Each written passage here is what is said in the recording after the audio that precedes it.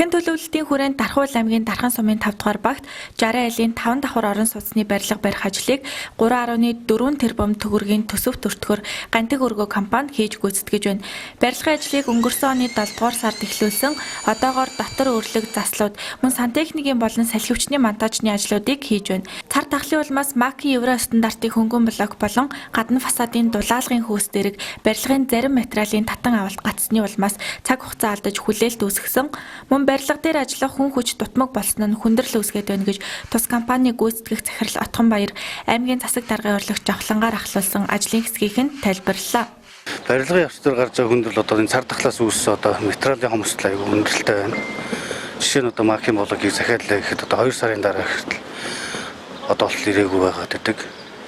Фасадны одоо хөөс ажил явах бас бэлэн болчиход байдаг. Фасадны одоо хөөсөнцөр одоо бас түүгээд н орж ирэхгүй болоод ингээд гаццсан байдалтай. Тийм тэгээд дотоодоо байгаа материалуудыг бол ерөнхийд нь таталтай авалт хийчихэд яваад ажиллаа явуулж л байна. Ер нь бол гэрээд хугацаа бол одоо 10 сарын 15 гэсэн байна. Энэ хугацаанд бол амжуулна гэсэн юутай зорилготой л явна да. Материалын хомсдол хамгийн тулгымцсан асуудал болоод байна. Гэрээт хугацаагаар энэ оны 10 дугаар сарын 15-нд барилгын ажлыг 100% дуусгаж хүлээлгэн өгөх ёстой. Гүйцэтгэгч компанийн цаг үеийн нөхцөл байдлаас шалтгаалсан асуудлууд тулгарч буйж ажлаа хугацаанд багтаан дуусгахаар зорж байна гэв.